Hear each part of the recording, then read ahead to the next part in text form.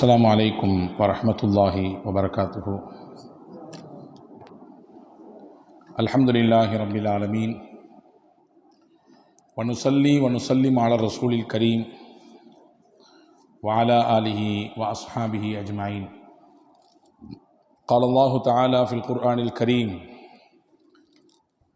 بسم الله الرحمن الرحيم. يرفع الله الذين آمنوا منكم والذين أوتوا العلم درجات.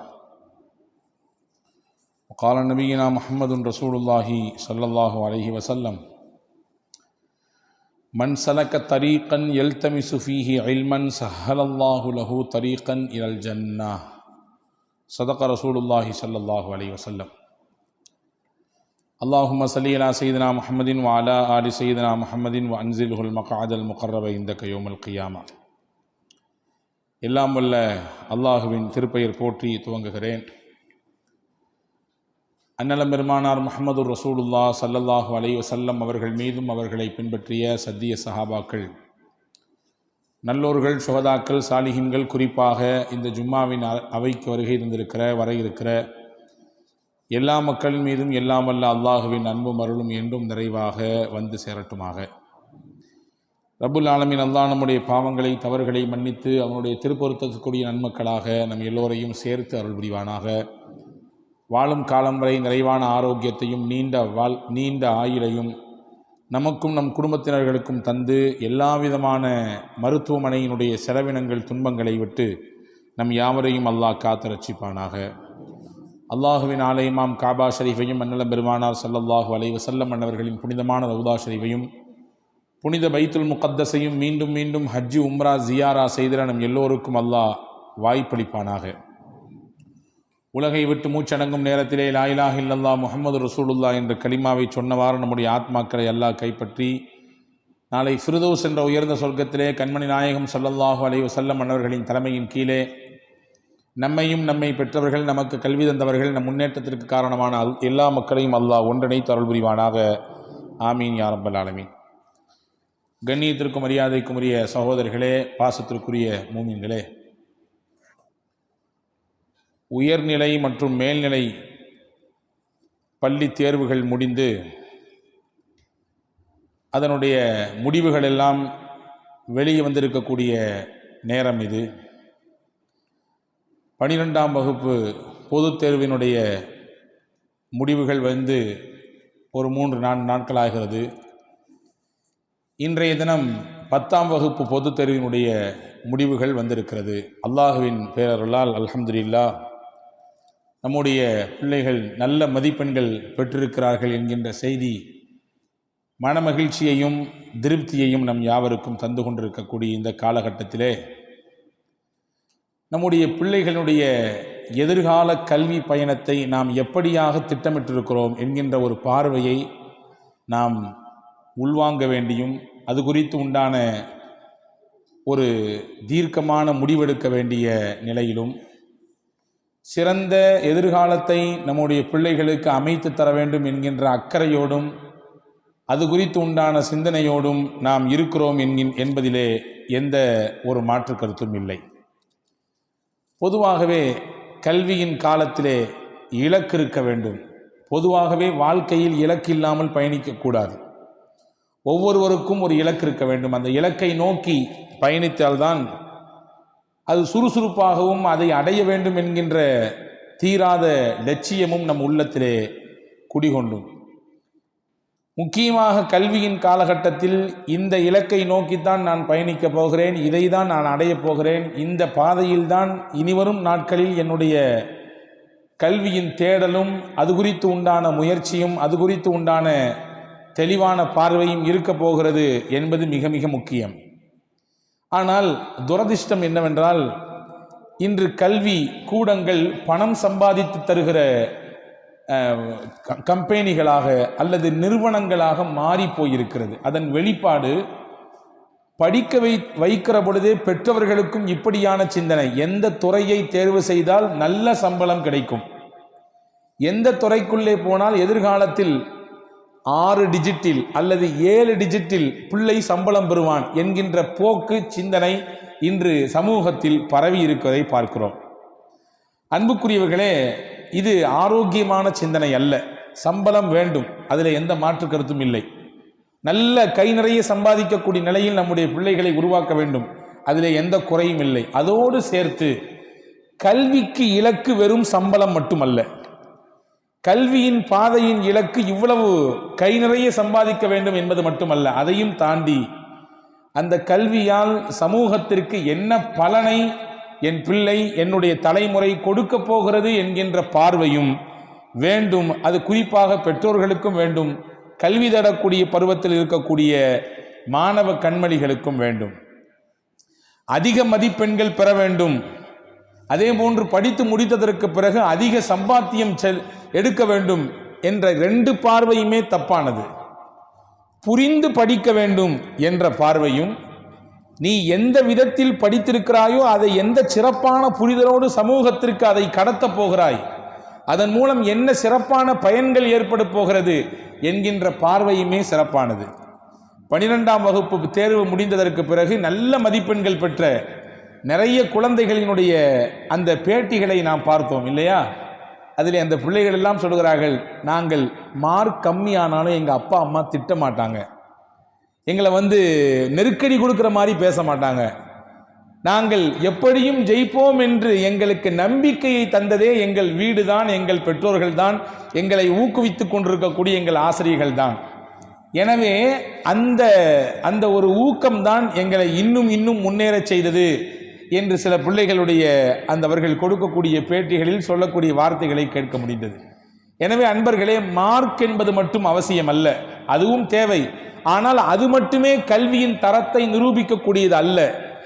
அதை தாண்டி புரிந்து படிக்கக்கூடிய அந்த விஷயத்தை நாம் உள்ளே செலுத்துவதும், அதிலிருந்து கல்வியிலிருந்து புரிதல் மிக்க ஒரு வாழ்க்கையை எடுத்து சமூகத்திற்கு எப்படியான பார்வையோடு அதை கடத்தப் போகிறான், சேவை மனப்பான்மை எப்படி என் பிள்ளையின் உள்ளத்தில் இருக்கிறது, எந்த மாதிரியான இலக்கை அவன் நிர்ணயித்து பயணிக்கப் போகிறான் சமூகத்தில் என்பது போன்று உண்டான பார்வையும் அவசியம் என்பதை நாம் இங்கே கவனத்தில் கொள்ள வேண்டும். இஸ்லாம் மட்டும்தான் உலகத்தில் இப்படி சொன்னது. நபிகளார் ஸல்லல்லாஹு அலைஹி வஸல்லம் சொன்னார்கள், தலபுல் இல்மி ஃபரீதா அலா குல்லி முஸ்லிமின் வ முஸ்லிமத்தின். முஸ்லிமான ஆணாகட்டும் பெண்ணாகட்டும் கல்வியை படிப்பது கடமை என்றது. கல்வியை தேடுவது கடமை என்றது. எந்த கல்வியை தேடுவது கடமை என்றால், சூழலுக்கு என்ன தேவைப்படுகிறதோ அந்த கல்வியை தேடுவது கடமை. உங்களுடைய சூழலுக்கு, உங்கள் வாழ்க்கைக்கு, உங்களுடைய மார்க்கத்துக்கு, உங்களுடைய இபாதத்திற்கு, உங்கள் குடும்பத்திற்கு, உங்கள் சம்பாத்தியத்திற்கு எந்த கல்வியை தேடுவது உங்களின் மீது நிர்பந்தமோ அதை தேடுவது கட்டாயம் கடமை. பாருங்கள், இன்று நீதித்துறையில் முஸ்லிம்கள் வஞ்சிக்கப்படுகிறார்கள் என்று பேசிக்கொண்டே இருக்கிறோம் இல்லையா?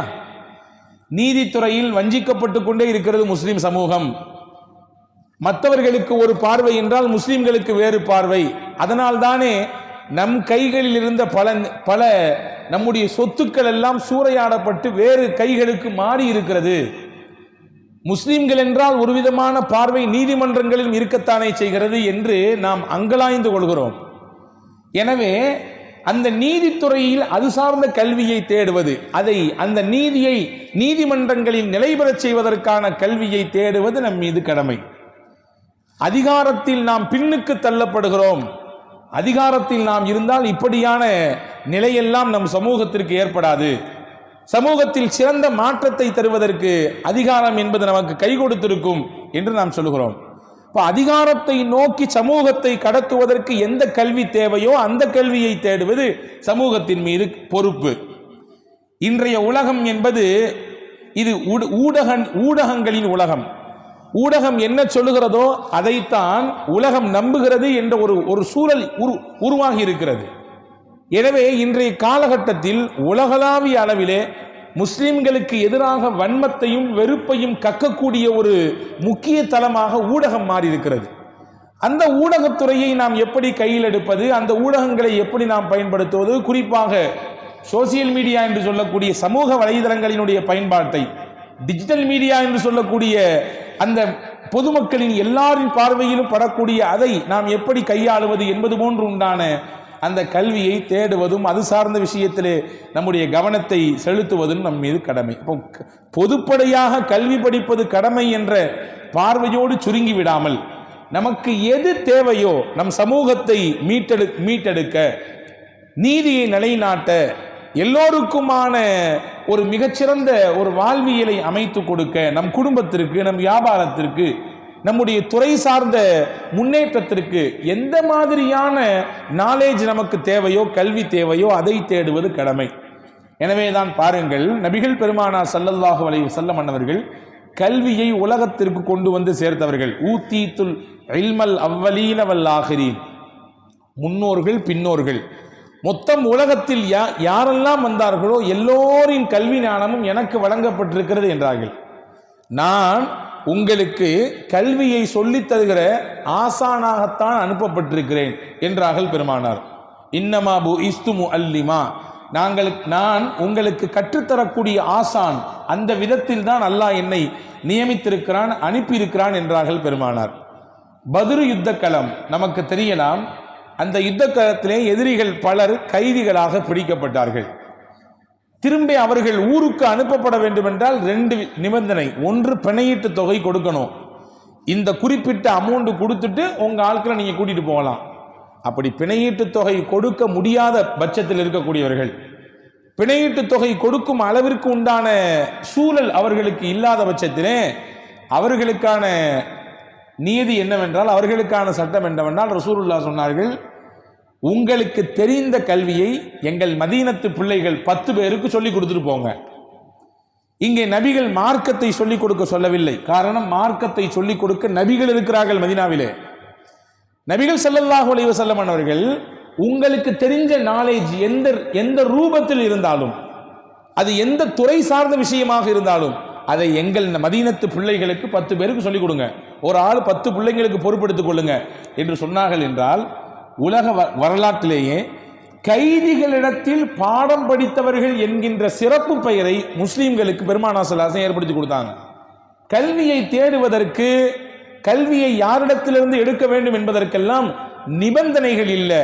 எங்கே நல்ல விஷயம் இருந்தாலும் அதை எடுத்துக்கொள்ளலாம், தேடிக்கொள்ளலாம் என்பதை நபிகளார் ஸல்லல்லாஹு அலைஹி வஸல்லம் அவர்கள் சொல்லித் தந்தார்கள். எனவேதான் ஹதீஸிலே இப்படி வந்திருக்கிறது, மன் சலக தரீகன் யல்தமிசு ஃபீஹி இல்மன், கல்வியை தேடி யார் பயணிக்கிறாரோ, கல்வியை தேடி யார் பயணிக்கிறாரோ அந்த பயணம் நடைபயணமாக இருக்கலாம், அல்லது வாகனத்தில் பயணிக்கக்கூடியதாக இருக்கலாம், உள்நாட்டு பயணமாக இருக்கலாம், அல்லது வெளிநாட்டு பயணமாக இருக்கலாம், உள்ளூர் பயணமாக இருக்கலாம், அல்லது வெளியூருக்கு சென்று படிக்க வேண்டும் என்ற சூழலில் இருப்பதாக இருக்கலாம்.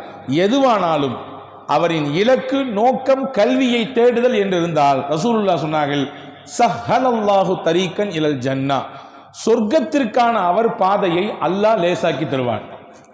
கல்வியை தேடி ஒருவர் பயணித்தால் அந்த பயணத்தின் ஊடாக சொர்க்கத்திற்கான பாதையை அல்லாஹ் நேசாக்குவான் என்று பெருமானார் ஸல்லல்லாஹு அலைஹி வஸல்லம் சொல்கிறார்கள். அப்படி என்றால் கல்வியை தேடுகிற விஷயத்தில் எவ்வளவு தூரம் முஸ்லிம் சமூகம் முன்னோக்கி நிற்க வேண்டும் என்பதற்கு நபிகளாரின் இந்த வார்த்தையை விட பெரிதாக வேறொன்றும் தேவையில்லை. ஹதீஸிலே இன்னொரு செய்தியும் வந்திருக்கிறது, மன் ஹரஜ ஃபீ தலபில் இல்மி கான ஃபீ சபீலில்லாஹி ஹத்தா யர்ஜிஅ, யார் கல்வியை தேடி போகிறாரோ அவர் திரும்பி வரும் வரை அல்லாஹ்வின் பாதையில் இருக்கிறார் என்றார்கள். அல்லாஹ்வின் பாதை என்று நமக்கு நாமே ஒரு வட்டத்தை போட்டு சுருக்கி கொண்டு இருக்கிறோம். இது மட்டும்தான் அல்லாஹ்வின் பாதை, இதை தாண்டினால் வேறு எதுவும் அல்லாஹ்வின் பாதை கிடையாது, இந்த இடத்திற்கு வந்தால் மட்டும்தான் அல்லாஹ்வின் பாதை, இதை தாண்டி வேறு எதுவும் கிடையாது என்று ஒரு குறுகிய புரிதலோடு நாம் நிற்கிறோம். ஆனால் நபிகள் சொன்னார்கள், கல்வியை தேடி நீங்கள் பயணிக்கக்கூடிய அந்த பயணம் இருக்கிறது, அது அல்லாஹ்வின் பாதை என்றார்கள். இங்கே பொதுப்படையாக கல்வி என்கிறார்கள். இந்த கல்வி அந்த கல்வி என்று தனித்தனியாக பிரித்தெல்லாம் சொல்லவில்லை. நீங்கள் வெளிநாட்டுக்கு பயணப்பட்டு போகிறீர்கள், உங்களின் தேவை, உங்களின் லட்சியம் அங்கே போய் இந்த கோர்ஸ் படிக்க வேண்டும், இந்த துறையை படித்துவிட்டு வர வேண்டும். நபிகள் சொல்கிறார்கள், நீங்கள் திரும்பி வரும் வரை அது அல்லாஹ்வின் பாதை, அந்த நிலையில் நீங்கள் இருக்கிறீர்கள் என்று பெருமானார் ஸல்லல்லாஹு அலைஹி வஸல்லம் அவர்கள் நமக்கு சொல்லித்தராங்க. எனவே அன்புக்குரிய சகோதரர்களே, படிப்பு குறித்து, கல்வி குறித்து நிறைய இஸ்லாம் நபிகள் ஸல்லல்லாஹு அலைஹி வஸல்லம் அவர்கள் மூலமாக, திருக்குர்ஆனின் மூலமாக நமக்கு எடுத்து வைத்திருக்கிறது. இது தேர்வுகள் முடிந்து முடிவுகள் எல்லாம் அறிவிக்கப்பட்ட காலம் இது, இந்த நேரம் இது. இப்பொழுது அடுத்தடுத்த கட்டத்தில் நம்முடைய பிள்ளைகளை எங்கே நகர்த்துவது, எந்த மாதிரியான துறைகளை அவருக்கு தேர்வு செய்து கொடுப்பது என்று பெற்றோர்களும் யோசிக்கிறோம். பிள்ளைகளும் எந்த துறையை எடுக்கலாம் என்று யோசனையில் இருக்கக்கூடிய சூழல் இது. பல பள்ளிகளிலே பல இடங்களிலே பொது நிறுவனங்கள் என்ன மாதிரியான படிப்பு படிக்கலாம் என்று வழிகாட்டுதல் நிகழ்ச்சிகளை எல்லாம் நடத்தி கொண்டிருக்கக்கூடிய நேரம் இது. நான் சொல்லும் விஷயம் ஒன்றுதான், எல்லாரும் இந்த துறை எடுக்கிறாங்க, நம்ம பிள்ளைக்கும் இதை எடுத்து கொடுத்துருவோம். எல்லாரும் இதுதான் படிச்சுட்டு இருக்கிறாங்க, இப்போ இதுதான் ட்ரெண்டு, இதை எடுத்துக்கலாம். ஒரு 4 வருஷத்துக்கு பின்னாடி அல்லது ஒரு 10 வருஷத்துக்கு பின்னாடி இந்த படிப்பு படித்தவர்கள் தான் உயர்நிலையில் இருக்க போகிறார்கள், நிறைய சம்பளம் வாங்க போறாங்க என்ற பொதுப்படையான பார்வையோடு நீங்கள் சுருங்கி போய்விட வேண்டாம். நம்முடைய பார்வையை கொஞ்சம் விரிவாக வைத்துக் கொள்வோம். நம்முடைய பார்வையை நல்ல பிராட் ஆக்கிக்கலாம். முதல் விஷயத்தில் நாம் கவனம் செலுத்துவோம். நம்முடைய முஸ்லிம் சமூகம் கண்டிப்பாக கவனம் செலுத்தியே ஆக வேண்டும். ஆய்வுத்துறைகளை கையில் எடுப்பதற்கு முஸ்லிம் சமூகம் கவனம் எடுக்க வேண்டும். விஞ்ஞானம் போன்ற அந்த விஞ்ஞான துறையிலே பயணிப்பதற்கு, அது சார்ந்த கல்விகளை தேடுவதற்கு, அதிலே ஆய்வு செய்து இன்ன பல நல்ல விஷயங்களை மனிதர்களின் பயன்பாட்டுக்கு கொண்டு வந்து சேர்ப்பதற்கு முஸ்லிம் சமூகம், குறிப்பாக மேல் படிப்பு படித்து முடித்திருக்கக்கூடிய, பள்ளி பருவத்திலே மேல் பதிப்பை படித்து முடித்திருக்கக்கூடிய அந்த மாணவ கண்மணிகள், அவர்களை பெற்றவர்கள் கவனம் செலுத்த வேண்டும். ஒரு அப்துல் கலாம் தான் இல்லையா, அவரின் மூலமாக இன்று வரை இந்த சமூகத்திற்கு எத்தனை சிறப்புகள், அங்கீகாரங்கள். அவருடைய தனிப்பட்ட அங்கீகாரம் அல்ல, அவர் படித்த கல்வியில் அவர் நிலைத்து நின்றார், அதை பரப்புரை செய்தார், அதன் மூலமாக பல சாதனைகளை செய்தால் உலகளாவிய அளவிலே அங்கீகாரத்தை பெற்றார். அவரோடு அந்த அங்கீகாரம் முடிந்து போய்விடவில்லை, அவர் சார்ந்திருக்கக்கூடிய முஸ்லிம் சமூகத்திற்கும் ஒரு பார்வை கிடைக்கிறது இல்லையா. ஒரு அப்துல் கலாம், இந்த மாதிரி அப்துல் கலாம் ஒன்றாக சுருங்கிவிடக்கூடாது. ஒவ்வொரு ஊருக்கும் அப்படியான மக்கள் உருவாக வேண்டும் என்ற சிந்தனையில் தான் தேடி தேடி ஏறி இறங்கினால், பள்ளிக்கூடங்களிலும் கல்லூரிகளின் வாசலிலும் அப்துல் கலாம் ஏறி இறங்கினார். நான் என்னோடு சுருங்கிவிடக்கூடாது, என்ன மாதிரி பல மாணவர்கள் உருவாக வேண்டும்.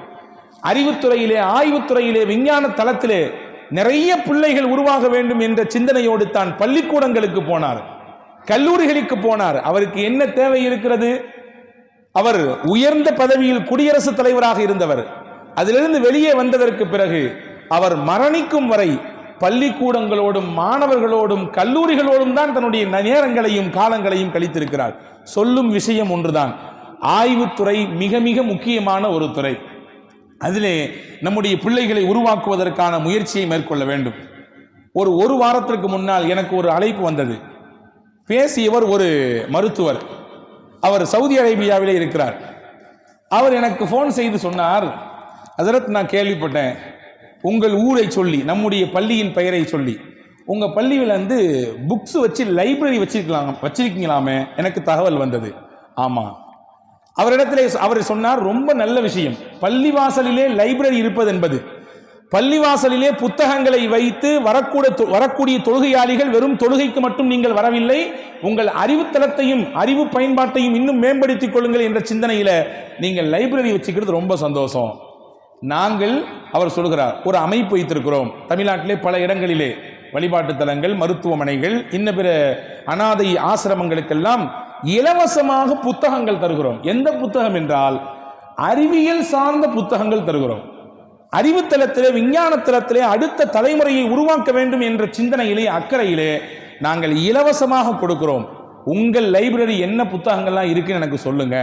உங்கள் லைப்ரரிக்கு நாங்கள் மாசம் நாங்கள் ஒரு குறிப்பிட்ட தொகையிலே இலவசமாக நூலை அனுப்பி தருகிறோம். எங்களுக்கு ஆசை என்னவென்றால், உங்கள் மஹல்லாவில் இருக்கக்கூடிய வரக்கூடிய இளைய தலைமுறை சமுதாயம் அந்த புத்தகங்களை எடுத்து வாசித்து அறிவுத்துறையிலே, விஞ்ஞான தளத்திலே அவர்கள் எதிர்காலத்தில் பயணிக்க வேண்டும். அதற்கான வழிவகையை நீங்கள் செய்யுங்கள் என்று அவர் சொன்னார். எனக்கு உள்ளபடி ரொம்ப ஆச்சரியமா இருந்துச்சு. எங்கோ நாம் வைத்திருக்கிறோம் ஒரு விஷயம், அது யாருக்கோ காதுக்கு தகவல் போய் அங்கிருந்து இங்கே ஒரு பார்வை விடுகிறது என்றால், அடுத்த தலைமுறையை அறிவுத்தளத்திலே உருவாக்குவதற்கு எத்தனை முயற்சிகள் இங்கே நடைபெற்றுக் கொண்டிருக்கிறது என்பதை நாம் இங்கே கவனத்தில் கொள்ள வேண்டும். இன்று நல்ல கல்வியை தேடி ஆஸ்திரேலியாவுக்கு பயணம் செய்கிறார் நம்முடைய பிள்ளை, அமெரிக்காவுக்கு போகிறார், மேலை நாடுகளுக்கு போகிறார். உங்களுக்கு ஒன்று தெரியுமா? ஒரு காலத்திலே முஸ்லிம்கள் பெருவாரியாக வசித்த பாக்தாதுக்கு உலகத்தினுடைய பெரும் பெரும் நகரங்களிலிருந்து கல்வியை தேடி வந்தார்கள். ஸ்பெயினில் இன்றைக்கு இருக்கக்கூடிய கார்டூபா என்று சொல்லக்கூடிய அந்த நகரம், அந்த நகரத்திற்கு கல்வியை தேடி உலகத்தின் பல பாகங்களிலிருந்து வந்தார்கள். ஐரோப்பியா சொல்லுகிறது நாங்கள் தான் நாகரிகத்தின் தொட்டில் என்று. ஆனால் 6ஆம் நூற்றாண்டிலிருந்து 10ஆம் நூற்றாண்டு வரை சுமார் 4 நூற்றாண்டுகள் ஐரோப்பியாவை பற்றி வரலாறு என்ன சொல்லுகிறது என்றால், இருண்ட உலகம் அது, இருளில் அவர்கள் தத்தளித்துக் கொண்டிருந்தார்கள். அந்த காலகட்டத்தில் உலகத்தில் யார் அறிவில் கொடிகட்டி பிறந்தார்கள் என்றால் முஸ்லிம்கள். முஸ்லிம்கள் ஆய்வுத்துறையில் முன்னேறியிருந்தார்கள். இன்று மருத்துவத்தினுடைய உபகரணங்கள் பெருகி இருக்கிறது. புது புது நவீன கண்டுபிடிப்புகள் மருத்துவத்துறையில் வளர்ந்து கொண்டே போகிறது இல்லையா? சின்ன சின்ன மிஷின்கள் இருந்து பெண்ணம்பெரிய மிஷின்கள் வரை வந்துவிட்டது. என்ன ஒரு காரியத்தையும் எளிதாக கண்டுபிடித்து அதற்கான மருத்துவத்தை கொடுப்பதற்கான வளர்ச்சி மருத்துவத்துறையில் வந்திருக்கிறது. முதலில் மருத்துவத்துறையை கையில் எடுத்து அதற்கான சட்டதிட்டங்களை வகுத்து அதை ஆய்வுக்கு உட்படுத்தி ஒரு புத்தகத்தை எழுதி தந்தவர் யார் என்றால் அவிசென்னா என்று வரலாற்றிலே அவருக்கு பெயர். ஆனால் அவருடைய இயல் பெயர், உண்மை பெயர் அலி இப்னு சீனா. அலி இப்னு சீனா என்று சொல்லக்கூடிய ஒரு முஸ்லிம் தான் அல் கானூனு ஃபித் திப், மருத்துவத்திற்கான அடிப்படை மூலக்கூறுகள் என்ற ஒரு புத்தகத்தை தொகுத்து அதை வெளியிட்டார். அதுதான் 15-16ஆம் நூற்றாண்டு வரை உலகத்தில் இருக்கக்கூடிய மொத்த மக்களுக்கும் மருத்துவத்திற்கான மூல நூலாக பயன்பட்டது. சொல்லும் தகவல் ஒன்றுதான், ஆய்வுத்துறையில் அவ்வளவு தூரம் முஸ்லிம்கள் பங்கெடுப்பு செய்திருக்கிறார்கள். கெமிஸ்ட்ரியை பற்றி சொல்லுகிற பொழுது சொல்கிறார்கள், கெமிஸ்ட்ரியினுடைய மூல நூலை உருவாக்கியவர் யார் என்றால் ஜாபிர் பின் ஹையான் என்று சொல்லக்கூடிய ஒரு இஸ்லாமியர் தான் வேதியியலிலே மூலத்தை கண்டுபிடித்து அதற்கான விஷயங்களை எல்லாம், அதற்கான மாதிரிகளை எல்லாம் உருவாக்கி தந்தவர் என்று. இப்படி நிறைய சொல்லலாம். அறிவியல் துறையில், ஆய்வுத்துறையில், விஞ்ஞானத்துறையில் நம்முடைய பிள்ளைகளின் கவனம் அதிகம் தேவை. ஒரு சில மாதங்களுக்கு முன்பு சந்திரனுக்கு என்ன செஞ்சாங்கன்னா செயற்கைக்கோளை அனுப்பினார்கள். அதே போன்று சூரியனுக்கும் அனுப்பியிருக்கிறார்கள் இல்லையா? அந்த சமயத்தில் விஞ்ஞானத்தளத்தில் பெங்களூர்ல அல்லது நாசாவிலே இன்ன பிற பகுதிகளிலே எங்கெல்லாம் முஸ்லிம்கள் பணியாற்றியிருக்கிறார்களோ அவர்களுடைய போட்டோக்களை எல்லாம் எடுத்து போட்டு இந்த புரோகிராம்ல இந்த பகுதியில் இருக்கக்கூடிய இந்த முஸ்லிம் பங்காற்றிருக்கிறாரு, இந்த சூரியனுக்கு அனுப்பப்பட்ட இந்த செயற்கைக்கோளினுடைய இந்த புரோகிராம்ல முக்கியமா பணியாற்றியது கடையனூரை செய்த இந்த பெண்மணி, இது முஸ்லிமான பெண்மணி என்று அதை சொல்லி சமூகம் ஆனந்தப்பட்டது இல்லையா? ஒரு முன்னேற்ற பாதையில் ஒரு முஸ்லிம் பயணிக்கிற பொழுது அது அவருக்கான மட்டும் முன்னேற்றம் அல்ல, அவர் சார்ந்திருக்கக்கூடிய சமுதாயத்திற்குமான முன்னேற்றம் என்பதை அதிலிருந்து நம்மால் புரிந்து கொள்ள முடிகிறது. எனவே அது மாதிரியான ஆய்வுத்துறையில், நல்ல விஞ்ஞானத்துறையில் கையில் எடுத்து அது சார்ந்த விஷயங்களை கற்பதற்கான முயற்சியை நாம் மேற்கொள்வதற்கான ஒரு நல்ல வாய்ப்பை நம்முடைய பிள்ளைகளுக்கு ஏற்படுத்தி தர வேண்டும். ஹிஜ்ரி 3ஆம் நூற்றாண்டு, இன்னைக்கு ஆக்ஸ்போர்ட் யூனிவர்சிட்டின்னு பெருசா சொல்லிக்கிறோம் இல்லையா? அது உருவாகி 1000 ஆண்டுகள் தான் ஆகிறது. ஆனால் ஆக்ஸ்போர்ட் யூனிவர்சிட்டிக்கெல்லாம் முன்னால் தோன்றிய ஒரு யூனிவர்சிட்டி கின்னஸ் புத்தகத்திலே வேர்ல்டிலேயே தி ஃபர்ஸ்ட் யூனிவர்சிட்டி என்று எந்த பெயர் இருக்கிறது என்றால் மொரோக்கோவில் அல்ஃபாஸ் என்று ஒரு நகரம் இருக்கிறது. அந்த நகரத்திலே உருவாகி இன்னைக்கும் இருக்கக்கூடிய அல் ஹராவியின், அரபியிலே அல் ஹராவியின் என்று சொல்வார்கள், ஆங்கிலத்தில் கேரவான் யூனிவர்சிட்டி. இதுதான் வேர்ல்டிலேயே ஃபர்ஸ்ட் யூனிவர்சிட்டி. இந்த யூனிவர்சிட்டியை உருவாக்கியது யார்? இதற்கு பின்னால் இருக்கக்கூடிய நபர் யார் என்றால் 2 பெண்கள், மரியம் அல் ஃபிஹ்ரி, ஃபாத்திமா அல் ஃபிஹ்ரி என்ற இந்த 2 பெண்கள், இந்த இஸ்லாமிய பெண்கள் தான் தொலைநோக்கு பார்வையோடு தங்களுக்கு தங்களுடைய தகப்பனார் வழியாக கிடைத்த திரண்ட செல்வத்தை, சொத்தை மொத்தத்தையும் கொண்டு வந்து இது நம்மோடு, நம் குடும்பத்தோடு நின்றுவிடக்கூடாது, இதனுடைய பங்களிப்பு சமூகம் இந்த காசால், இந்த பணத்தால் பயன்பெற வேண்டும். என்ன செய்யலாம்? கல்வி தளத்தை துவங்கலாம். அதுதான் ஆண்டாண்டு காலம் பயனை தந்து கொண்டே இருக்கக்கூடிய நிறுவனம் என்று நினைத்து அந்த அம்மா துவங்கினாங்க. அந்த 2 தாய்மார்களும் துவங்கினார்கள். 18 ஆண்டுகள் அதை உருவாக்குவதற்கான முயற்சி. 18 வருஷமும் ஒரு நாள் நோன்பு, ஒரு நாள் நோன்பு இல்லை, ஒரு நாள் நோன்பு, ஒரு நாள் நோன்பு இல்லை, இப்படி நோன்பு வைத்து அந்த பல்கலைக்கழகத்தை துவங்கினார்கள். அங்கே படித்தவர்கள் தான் உலகத்தில் பெரும் சாதனையாளர்களாக உருவாகி இருந்தார்கள். வரலாற்று துறையிலே, ஆய்வுத்துறையிலே, விஞ்ஞானத்துறையிலே, வானவியல் துறையிலே சமூகவியல் துறையிலே பல்வேறுபட்ட அறிஞர்களை அந்த கராவீன் என்று சொல்லக்கூடிய அந்த பல்கலைக்கழகம் தான் உருவாக்கி தந்தது. ஒன்றுதான் விஷயம், கல்வி என்ற ஒன்று மட்டும்தான் நிரந்தர சொத்து. இதை சொல்லிக் கொடுத்தே நம்முடைய பிள்ளைகளை உருவாக்க வேண்டும். ஒரு சில ஆண்டுகளுக்கு முன்னால் 12ஆம் வகுப்பிலே முதல் இடத்தை பிடித்த ஒரு மாணவி, ஒரு ரொம்ப ஏழ்மை நிலையில் இருக்கக்கூடிய, பொருளாதாரத்தில் ரொம்ப நலிந்த நிலையில் இருக்கக்கூடிய ஒரு குடும்பத்திலிருந்து வந்த பிள்ளை அது. அந்த பெண்ணு பேர் நந்தினி, திண்டுக்கல் மாவட்டத்தை சேர்ந்த பிள்ளை அது. அந்த பிள்ளை பேட்டி கொடுக்குதுங்க. அது சொல்லுது, எங்க அப்பா சொன்னாரு, எங்க அப்பா ஒரு கூலி தொழிலாளி, தினசரி அவர் வேலைக்கு போனால்தான் அன்றைக்கான வருமானம். அவர் எனக்கு சொல்லி சொல்லி வளர்த்தார். அம்மா, இங்க உலகத்தில் இருக்கிறதெல்லாம் சொத்து கிடையாதுமா, நீ படிக்கிறல்ல, இதுதான் உனக்கு சொத்து, இதுதான் உன் சொத்து, இதுதான் நிரந்தரமான சொத்து, இதுதான் அழியாத சொத்து. எனவே நீ இதை எவ்வளவு தூரம் அடைய முடியுமோ அவ்வளவு தூரம் முயற்சி எடு என்று சொன்னார். அதை கேட்டு கேட்டே நான் வளர்ந்ததினாலே எப்படியாவது முயற்சித்து இன்னைக்கு நான் முதலிடத்தை பிடித்திருக்கிறேன் என்று அந்த பெண்மணி சொன்னார். இதை நான் சொல்லிக் கொடுத்து நம் பிள்ளைகளை உயர்ந்த தரத்திற்கு நகர்த்துவதற்கான தேவையும் நல்ல முயற்சியும் நாம் செய்ய வேண்டியது இருக்கிறது. நான் ஆரம்பத்தில் சொன்னதை போன்று நம்முடைய பிள்ளைகள் வெறும் காசு சம்பாதித்து தரக்கூடிய மிஷின்களாக மட்டும் இருக்க வேண்டும் என்று ஒரு காலமும் எண்ண வேண்டாம். சமுதாயத்திற்கு அவர்களால் என்ன மாதிரியான பலனை கொடுக்கலாம் என்ற கற்பனையில், சிந்தனையில் நாம் நம்முடைய பிள்ளைகளுடைய எதிர்கால அந்த மேல் படிப்பை நாம் கனவு காணுவோம். அதிகாரத்தினுடைய அந்த கையை எட்டி பிடிப்பதற்கு என்ன மாதிரியான கல்வி இருக்கிறது அதை தேடி கொடுப்பதற்கு முயற்சிப்போம். வேதனையிலும் வேதனை, நம்முடைய சமூகம் அது மாதிரியான துறையிலே ரொம்பவும் பின்தங்கி இருக்கிறது. மிக மிக பிற்படுத்தப்பட்டவர்கள், பழங்குடியின மக்கள், இவர்கள் அடைந்த அந்த கல்வியின் வெற்றி நிலையை கூட நம் சமூகத்தால் அடைய முடியவில்லை. காரணம் கேட்டா, இன்னைக்கும் நிறைய கிராம பகுதிகளிலே இருக்கிறது. 10ஆம் கிளாஸ் படிச்சிட்டியா, முதல்ல பாஸ்போர்ட் எடுத்து வச்சுக்கோங்கிறாங்க. 12 முடிச்சாச்சா, பார்த்துக்கலாம் பின்ன, முதல்ல நீ பயணத்துக்கு போயிட்டு அனுப்பி வைக்கிறார்கள். பயணம் பயணம் பயணம், வெளிநாட்டு சம்பாத்தி, இதே கண்ணோட்டம் இன்னைக்கும் நிறைய கிராமங்களில் இருப்பதை பார்க்கிறோம். அதனுடைய விளைவு என்ன தெரியுமா? சமூகம் பின்தள்ளப்பட்டவர்கள் என்று எந்த பார்வையோடு எந்த மக்களை வைத்திருந்ததோ அந்த மக்கள் எல்லாம் இன்று அதிகாரத்தினுடைய கட்டிலில் அமர்ந்திருக்கிறார்கள். நான் அதை குறைவாக சொல்லவில்லை. அவர்கள் வந்தது மிகவும் மகிழ்ச்சியானது. எதன் மூலம் அவர்கள் வந்தார்கள் என்றால், கல்வி என்ற ஒரு ஆயுதத்தை கொண்டு மட்டும்தான் வந்தார்கள். அவர்களிடத்தில் போய் நாம் கையெழுத்து வாங்குவதற்காக நின்று கொண்டிருக்கிறோம். அவர்கள் உட்கார்ந்து கொண்டு பச்சை கையெழுத்து போடுகிறார்கள் அல்லது சிகப்பு கையெழுத்து போடுகிறார்கள். அந்த இடத்தில் அவர்களை கொண்டு வந்து அமர்த்தியது எதுவென்றால் கல்விதான். IAS, IPS, IRS, அதே போன்று UPSC என்று சொல்லக்கூடிய அந்த பப்ளிக் சர்வீஸ், அது சார்ந்த விஷயங்களில் நம்முடைய பிள்ளைகள் எந்த அளவுக்கு அதிலே கவனம் எடுக்கிறார்கள்? ஒரு புறம் முஸ்லீம்கள் அந்த மாதிரியான கல்வியெல்லாம் படிக்க போனா அதை பெருசா அதுல ஜிஹாது ஏற்படுதுன்னு சொல்லி பரப்புறான். அவங்களுக்கு தெரியும், லவ் ஜிஹாத் என்று எப்படி பரப்பினானோ அதே போன்று ஒரு சில மாதங்களுக்கு முன்னால் UPSC ஜிஹாத் என்று பரப்பினான். UPSC ஜிஹாத் என்ன?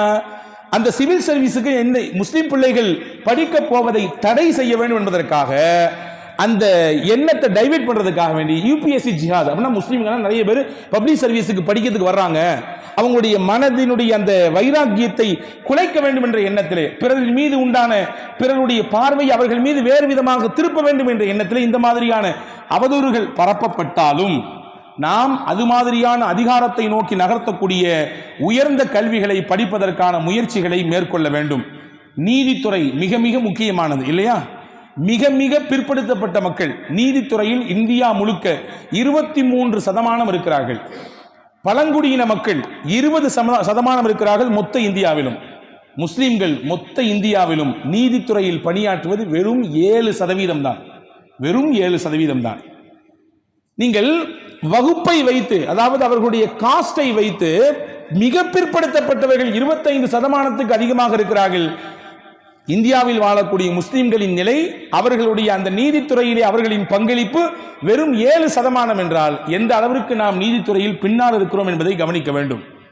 14 லட்சம் வேலை வாய்ப்பை கொண்டிருக்கக்கூடிய பப்ளிக் சர்வீஸ்லே நம்முடைய முஸ்லிம்களின் பங்களிப்பு வெறும் 7.2% தான்.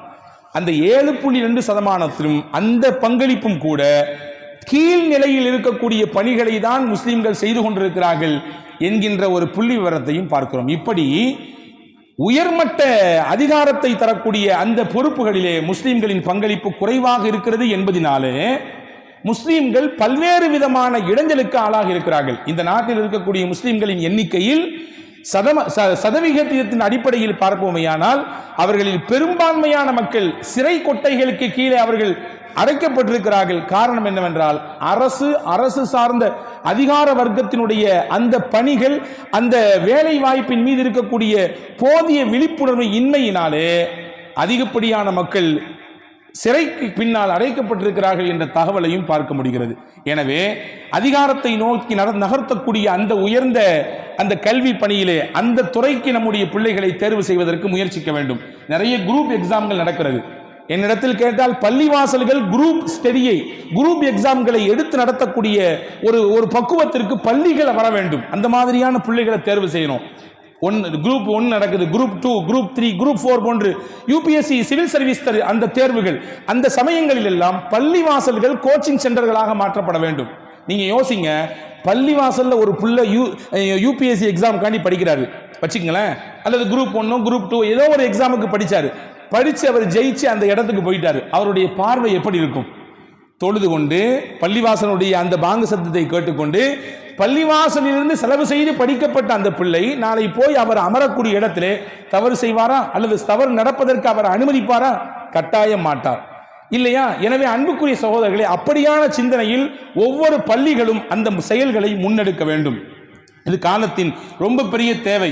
நாம் நிறைய அநீதி இழைக்கப்படுகிற பொழுது கோஷம் போடுகிறோம், போராட்டம் நடத்துகிறோம், பல்வேறு விதமான எதிர்ப்புகளை நாம் காட்டுகிறோம். கட்டாயம் செய்ய வேண்டும், அதுவெல்லாம் மாற்றுக்கிறது இல்லை. அத்தோடு சேர்த்து அதிலே முடிந்து விடக்கூடாது. ஆக்கப்பூர்வமான முன்னெடுப்பு என்னவென்றால், ஒரு 20 ஆண்டு கனவு, ஒரு 20 ஆண்டுக்கு பின்னால் என்னுடைய மகல்லா எப்படி இருக்க வேண்டும், என்னுடைய ஊர் எப்படி இருக்க வேண்டும், ஒரு 25 ஆண்டுகளுக்கு பின்னால் என் பள்ளியை சார்ந்தவர்கள் ஒரு 5 வக்கீல்கள் இருக்க வேண்டும், ஒரு 3 டாக்டர்கள் இருக்க வேண்டும், ஒரு 5 பிள்ளைகள் யூபிஎஸ்சி தேர்விலே படித்து ஜெயித்து பணி செய்யக்கூடிய இடத்தில் இருக்க வேண்டும் என்ற கனவோடு ஒவ்வொரு மஹல்லாவும் பயணிக்குமேயானால் சத்தியமாக சமுதாயத்திலே அந்த மாற்றத்தை வைத்து பெரும் புரட்சியை ஏற்படுத்தலாம். அப்படி கனவை வைத்துத்தான் இன்று ஆட்சி கட்டிலுக்கு வந்திருக்கிறார்கள். உங்களுக்கு தெரியலாம், 1925 போட்ட திட்டம் தான் இன்னைக்கு 2025க்கு வந்து நிற்கிறது. 100 ஆண்டு திட்டம், RSS போட்ட 100 ஆண்டு திட்டம். அந்த 100 ஆண்டில் இந்த நாட்டை அப்படியே தலைகீழாக மாற்ற வேண்டும் என்று முயற்சி செய்தார்கள், கனவு கண்டார்கள். அதற்காக திங்க் டேங்கர்களை உருவாக்கினார்கள். திங்க் டேங்கர்கள் என்றால் அரசு பதவியிலே உயர் அதிகாரத்தில் இருந்தவர்கள் எல்லாம் அதிலே ஓய்வு பெற்றதற்கு பிறகு அவர்களை எல்லாம் புறக்கி எடுத்து கொண்டு வந்து ஒரு டீமாக அமைத்து, நீங்க ஒன்றும் செய்ய வேண்டாம், வழிகாட்டுதல் மட்டும் கொடுங்கள், நீங்க எப்படி செய்யலாம் சொல்லி நீங்க யோசனை மட்டும் கொடுங்கள் என்று ஒரு டீமை அமைத்தார்கள். இன்னைக்கு உலகளாவிய அளவிலே ரொம்ப கம்மியாக இருக்கக்கூடிய ஒரு சமூகம் இருக்குமே ஆனால் யூதர்கள், ரொம்ப பெர்சன்டேஜில் குறைவு. ஆனால் அதிகமாக நோபல் பரிசு பெற்றவர்கள் யார் என்றால் அவர்கள் தான். அதிகமாக உலகளாவிய அளவிலே நோபல் பரிசு பெற்றவர்கள் யூதர்கள் தான். இன்றைக்கு இருக்கக்கூடிய உலகத்தினுடைய பெரும் நிறுவனங்களை, அதனுடைய மொத்த மேனேஜ்மெண்ட்டையும் கையில் வச்சிருக்கக்கூடிய பெரும்பகுதி நபர்கள் யார் என்றால் யூதர்கள் தான். என்ன காரணம்? அவர்களிடத்தில் இருக்கக்கூடிய கல்வி. அந்த கல்வியை கொண்டுதான் உலகத்தையே தங்கள் பக்கம் ஈர்க்கும் அளவிற்கு உயர்ந்து இருக்கிறார்கள். ஒரு விஷயம் தான் சொல்லுகிறோம், அந்த கல்வியை நோக்கி, அந்த அதிகாரத்தை அடையக்கூடிய கல்வியை நோக்கி நம் சமுதாயத்தை நகர்த்துவதனுடைய தேவை அதிகரித்திருக்கிறது. ஒன்றை மட்டும் புரியுவோம், ஆட்சி மாறலாம், காட்சிகள் மாறலாம், கோலங்கள் மாறலாம். இன்றைக்கு இவர்கள் ஆட்சியிலே, நாளைக்கு வேறொரு ஆட்சியிலே.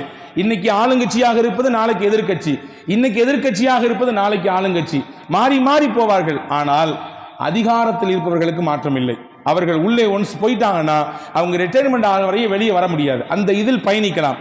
அந்த இலக்கோடு நாம் பல நல்ல மாற்றங்களை நாட்டிலும் நம்மை சுற்றி இருக்கக்கூடிய மக்களுக்கும் கொடுக்க வேண்டும் என்று நினைப்போமையானால் அதற்கான மிகச்சிறந்த வழி உயர்ந்த கல்வியை படித்து உயர்ந்த அதிகாரத்தை நோக்கி சமூகத்தை நகர்த்துவதுதான் இன்றைக்கான தேவை.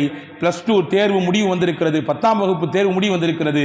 நல்ல கல்வியை நோக்கி துறைகளை தேர்வு செய்து கொண்டிருக்கக்கூடிய இந்த காலகட்டத்திலே இதையும் நம்முடைய சிந்தனையில் ஒரு பகுதியில் வைப்போம்.